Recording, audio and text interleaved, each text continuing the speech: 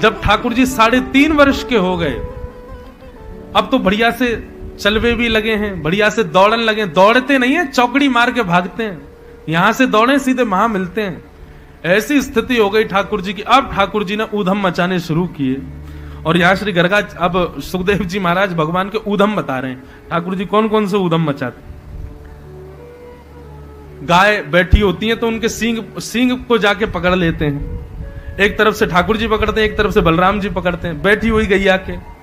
और फिर यहां से ठाकुर जी अपनी ओर खींचते हैं, वहां से बलराम जी अपनी ओर, फिर ठाकुर जी अपनी ओर, बलराम जी। थोड़ी देर तो गैया ऐसे ऐसे सर हिलवाती रहे, फिर गैया हो जाती है खड़ी। और जैसे ही ठाकुर जी खड़े, गैया खड़ी होती है, ठाकुर जी ऐसे लटक जाते हैं जैसे कोई पेड़ पर कोई फल लटका हो। दूसरा, गायों के सींग में नंद बाबा घी का लेप लगाते हैं प्रत्येक गैया के, तो वैसी चीखने चीखने उसके सींग, और ठाकुर जी के हाथ में रुक पाते नहीं, ग्रिप नहीं बन पाती, और छूटते हैं हाथ से। मैया बचाइयो, देख तेरी गैया मार रही है, मैया मोकू जल्दी बचा, देख तेरी गैया मार रही है। मैया दौड़ी दौड़ी आमे, इतने में ही तो ठाकुर जी के हाथ छूट जामे। और गैया भी बड़ी चतुर, उसको जैसे ही पता चल जाए ठाकुर जी के हाथ छूटने वाले हैं, वो जाके गोबर के ढेर में ही खड़ी होती है। तो जैसे ठाकुर जी के हाथ छूटते हैं, सीधे गले गले गोबर में जाकर के ठाकुर जी धस जाते हैं। मानो गैया को भी सुख आ जाता है, बोले आए आनंद। मैया लाल जी को उठावे, कितनों नवाओ धुवाओ, घूम फिर के यही में खेले आके गोबर में। हैं अरे लाला, तो कुछ सुंदर सजो धजो रहनो, बढ़िया ना लगता दिखे, वो तो लगा पूर्व जन्म को सुकर दिखे तू। ठाकुर जी बोले हमें मैया, पहले बराह जो अवतार भयो ना, वो मेरो ही भयो। मैं ही बराह बन के आया हूं, मैं ही नरसिंह बन के आया हूं मैया, और मैं ही अब तेरो लाला कन्हैया बन के आया हूं। मैया बोली ज्यादा बात न मत बनाए कर, नरसिंह बन के आयो तू, मोह धोबो आवे ना, कुत्ता के पिल्लान ने देख ले तो डर के मारे भाग जाए, तू नरसिंह बन के आयो तू। झूठ बोला है हमते। ठाकुर जी बात बात में सच बोल भी जाते हैं, लेकिन यशोदा मैया आदि इन सबको विश्वास नहीं होता। अग्नि, मैया चूल्हे में भोजन बनाती है, और चूल्हे में भोजन बनाते बनाते बनाते लाल जी को खिलाती है। ठाकुर जी इतने में ही आते हैं, चूल्हे की लकड़ी निकाल लेते हैं, और फिर अग्नि को महाराज पूरे सब जगह घुमाते हैं। किसी गोप के पीछे भागते हैं, किसी गोपी के पीछे भागते हैं, अग्नि के उस लकड़ा को लेके ऐसा उधम मचाते हैं। श्रृंगी, अग्नि, फिर आया द्यमष्टि। द्यमष्टि मतलब अब ठाकुर जी धीरे धीरे बड़े हो रहे हैं, तो 2 दांत ही निकले, अभी आगे वाले 2 दांत आए हैं बस। और ये 2 दांत निकलवे के चक्कर में ठाकुर जी इतना रोमे, इतना रोमे। मैया के काय को रोवे? बोले मैया हमारे नंद भवन में 9 लाख गैया हैं, और प्रत्येक गैया के एक बछड़ा रोज होवे। 365 दिन ऐसा दिन ही नहीं जाता जिस दिन कोई गैया नहीं ब्याती। 9 लाख गैया, कोई ना कोई तो ब्याएगी रोज। और जैसी गैया ब्याती है, ठाकुर जी उसका पूजन करने जाते हैं गैया का। और जैसे ही गैया का बालक जन्म लेता है, सोई ठाकुर जी उसको गले से लगाते हैं बालक को, और गले से लगा के सबसे पहले उसके होठ ऊपर करके उसके दांत गिनते हैं, इसके दांत कितने हैं, और फिर रोते हैं। बोले बाबा या को तो अभी जन्म भयो, जन्म लेते या के इतने सारे दांत, और मैं 3 साल को है, अभी 2 ही दांत काई को निकले मेरे। मैया के लाला तू दूध ना पीवे, दही ना खावे, केवल मक्खन ही मक्खन खावे, वो मक्खन चीकनो रे, बात तेरे दांत फिसल के नीचे चले जाए, या हमारे तेरे दांत ना निकल रहे। द्यमष्टि, ठाकुर जी अपने दांत गिनते हैं रोज कितने निकल आए, मेरे पूरे कब निकलेंगे, या गैया के बछड़ान की तरह मेरे दांत कब आएंगे। द्यमष्टि, श्रृंगी, अग्नि, द्यमष्टि। जल, जल में कूद जाते हैं, और फिर नाटक करते हैं कि मैं डूब रहा हूं, वो बचाओ भैया मैं डूब रहा हूं। सब ब्रजवासी इकट्ठे हो जाते हैं, सब लोग जैसे ही यमुना जी में कूदते हैं, सोई ठाकुर जी नाचने लगते हैं। बोले सबको नवाए दियो, मैंने सबको नवाए दियो, अब सबरे गीले है गए, अब नहावे में आनंद आवेगो। सबके लाला नए नए लत्ता पहन के हमें तू ऐसे नाटक का करे। श्रृंगी, अग्नि, द्यमष्टि, जल, और फिर आए द्विज। ठाकुर जी आज सवेरे सवेरे उठे, और उठ करके ठाकुर जी ने देखो कि महाराज नंद बाबा हवन कर रहे हैं। ठाकुर जी आके बोले बाबा जी कहा कर रहे हो? लाला हवन कर रहा हूं, अग्निहोत्र कर रहा हूं। अच्छा जाते कहा होवे? बोले याते सबरे देवता प्रसन्न रह जाएं, फिर हम जो चाहे ना वो सब देवता हमारी पूर्ति करें। बोले अच्छा तो हवन करवे तो जो मांगे सो है जाए। बोले हाँ बाबा 2-4 आहुति डाल दो, मेरे दांत आ जाए सबरे। ने प्रणाम करके देवतांत कह दो मेरी चोटी लंबी ना है रही, देखियो बाकी बलराम की ऐसी नागिन जैसी लहरा रही है बाकी चोटी, मेरी बाबा अभी छोटी सी, नहीं मेरी चोटी लंबी है जाए, देवतांत कह दो और बाबा एक आहुति और डाल दो, बोले कहा मेरो जल्दी तो ब्याह है जाए, अब मेरी उम्र है गई ब्याह की। बाबा के 3 बरस को लाला तू तो ब्याह करना। ठाकुर जी मन में विचार करें और सब ग्वाल बालन को इकट्ठो कर लें और सब ग्वाल बालन तो कहें भैया आज मोको एक राज पतो चलो। सब ग्वाल बाल बोले कहां पतो चली लाला? बोले हवन करवे ते मनचाही वस्तु मिल जाए। बोले अच्छा लाला, तो आज ते हम सब भी हवन करेंगे। ग्वाल बाल बोले हम क्या मांगेंगे? बोले मलूक मलूक बहु मांगेंगे, सुंदर सुंदर बहु मांगेंगे सबरे, चलो यज्ञ करेंगे। हमारे यहाँ सुंदर को मलूक बोलते हैं वृंदावन। हमारे यहाँ कोई बालक बहुत सुंदर हो तो कहा कहेंगे अरे देखियो कैसो कितनो मलूक है बटुआ से मोड़े को, कितनो मलूक है। मलूक मतलब सुंदर। सब ग्वाल बाल बैठ गए, सूखे पत्तों का ढेर बना करके अग्नि लगा दी और ठाकुर जी ने सूखे पत्तों के चूरे सब में बांट दिए और बोले जैसे ही मैं कहूं स्वाहा सबरे डालियो, नेक देरी मत करियो। ए मधुमंगल श्रीदामा, यदि तुमने नेकऊ देरी करी आहुति डालवे में तो फिर मोते मत कहियो यदि तुम्हारी बहू काणी आ जाए, मोते मत कहियो वहां को एक हाथ नहीं हो तो।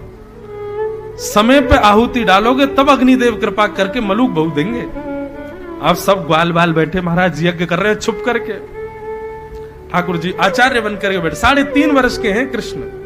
ओम नम नम नम नम स्वाहा, जैसी स्वाहा करें सब ग्वाल बाल स्वाहा डाल रहे हैं। ठाकुर जी की इन मधुर लीलाओं को देख करके आकाश में देवता भी बलैया ले रहे हैं, ब्रजवासियों को प्रणाम कर रहे हैं। धन्य है ये ब्रजवासी, जगत नियंता जगदाधार जगदीश्वर। इनके साथ कैसी विचित्र लीला कर रहे हैं, कैसी आनंदमय लीला कर रहे हैं। बंधुओं, आदमी स्वयं को उसी के सामने खोलता है जिससे वो प्रेम करता है।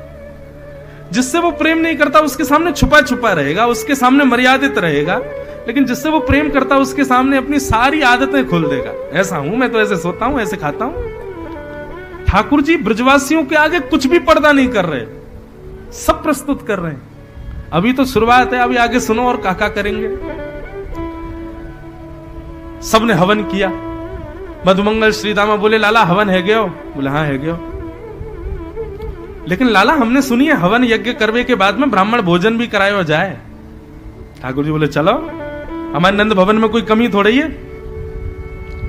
इतनो घी इतनो दूध सब ब्राह्मणन को न्योता दिया है, बिना घर बताए, बिना यशोदा मैया को बताए ब्राह्मणों के घर में जा करके कहें आज हमारे घर यज्ञ भयो है और वह यज्ञ की प्रसादी पावे, शाम को आपको आनो है, जरूर पधारियो। सब ब्रजवासी बोले भैया नंद बाबा के घर की प्रसादी को मतलब है 3 दिन तक भूख नहीं लगेगी फिर, क्योंकि इतनो पवा में कि महाराज यहां तक आकंठ नर तक भर जाए, इतनी सारी प्रसादी बना में।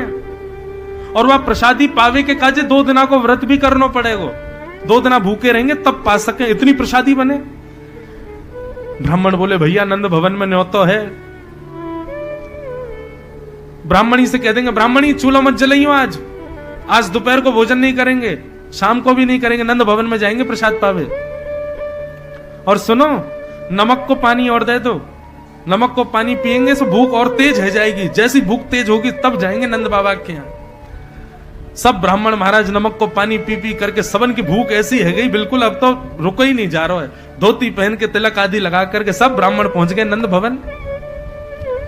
यशोदा मैया अटारी पर खड़ी है, अटारी से खड़ी है कि देख रही है इतने सारे ब्राह्मण।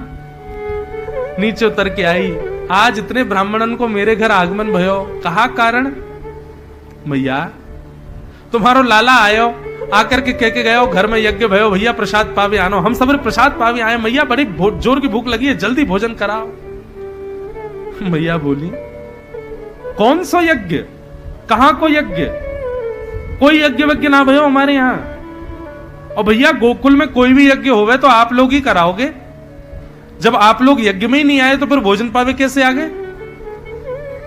ब्राह्मण बोले मैया ब्राह्मणी घर में घुसन नहीं देंगी, अब हम चूल्हा बंद करवा के आए, तुम्हारो लाला आयो संग में अपनी सखान को लेके आयो। मैया बोली नेक्स्ट 3 वर्ष को छोरा मेरो, बाकी बातन में आप लोग प्रसाद पावे आगे, कोई बात ना, चलो व्यवस्था करूं तुम्हें पवाऊंगी, लेकिन पहले वाला लाला है ढूंढो कहां है। ठाकुर जी तो खेल रहे थे। वन में जाकर के मैया ने जैसी देखी लाला खेल रहे हो, सब ब्राह्मणन को संग लेके गई। मैया ने आवाज लगाई, लाला ओ कन्हैया। ठाकुर जी ने जैसे ही पीछे मुड़ करके देखो, यशोदा मैया और संग में वो सबरे ब्राह्मण। ठाकुर जी बोले, ए मधुमंगल। बोले हाँ, ये तो सांची को आ गए भैया, ये तो सचमुच में आ गए। तो बोले लाला तू क्या सोच रहा, आमेंगे ना? बोले अरे भैया हमने सोची खेल खेल को हमने पूजन किया है, खेल खेल कोई निमंत्रण है, हमारी बात को ज्यादा हृदय से लगामेंगे ना, आमेंगे ही ना। मौका पता ही मेरी बात इतनी जोर से ये लोग मान जाएंगे, आ जाएंगे सबरे। अब कहा करें, मैया तो बहुत मारेगी। बोले लाला कोई बात ना, चल मैया के पास चल। मैया के पास ठाकुर जी के बोले हाँ मैया बता। मैया ने पकड़ो कान। मैया बोली अरे लाला ज्यो ज्यो बड़ो है तो जा रहा हूं उधम मचावे, ये सब कौन है? काय को निमंत्रण दे के आए हो इन लोगन को? ये सब ब्राह्मण बेचारे आ गए कि हमको आपके लाला ने निमंत्रण दियो भोजन को, हम सब भोजन पावे आए, कहां से पवाऊं इनको? ठाकुर जी उन सब ब्राह्मणों को देख करके बोले मैया तेरी सौगंध खा के कह रहा हूं, मैंने इनको पहली बार देखो, या तो पहले कभी ना मिलो मैं इनसे। मुझे तो ये ना पता इनको घर कौन सी गली में, सब झूठ बोल रहे हैं, मैंने कोई निमंत्रण ना दियो।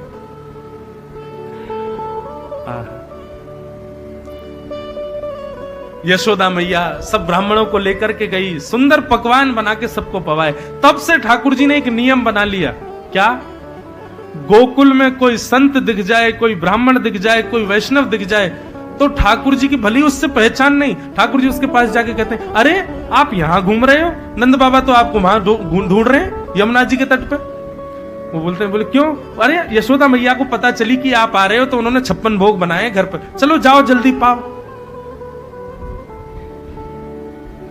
यशोदा मैया बोली अरे लाला जितने संत आमे, जितने ब्राह्मण आमे, जितने वैष्णव आमे, सब उनको ठेका ते नहीं ले रखो है, दिन भर हमारी रसोई जलती रहे, कोई ना कोई आते रहे, सब आगे होके। लाला ने कही आप हमारी प्रतीक्षा कर रहे हैं तो हम तो भोजन पावे आ गए।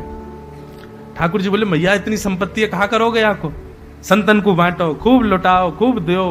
आज तक बंधुओं तब के यशोदा मैया के चूल्हे की अग्नि प्रज्वलित हुई है, आज तक किसी भी मंदिर में चले जाओ, कहीं भी चले जाओ, जहां भी हमारे कृष्ण बैठे हैं, वहां के चूल्हे की अग्नि कभी शांत नहीं होती, सबको देते हैं, बांटते ही रहते हैं।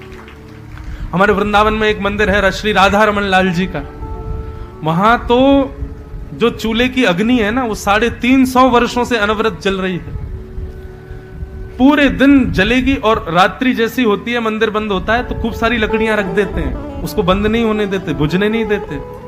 और ऐसी तो मान्यता बताते हैं कि ये 300 वर्ष नहीं, यशोदा मैया के चूल्हे की अग्नि के ही उससे जल रही है आज तक। उसी से ठाकुर जी की आरती होती है, अग्नि का कोई भी कार्य होगा उसी चूल्हे से ही अग्नि ली जाती है।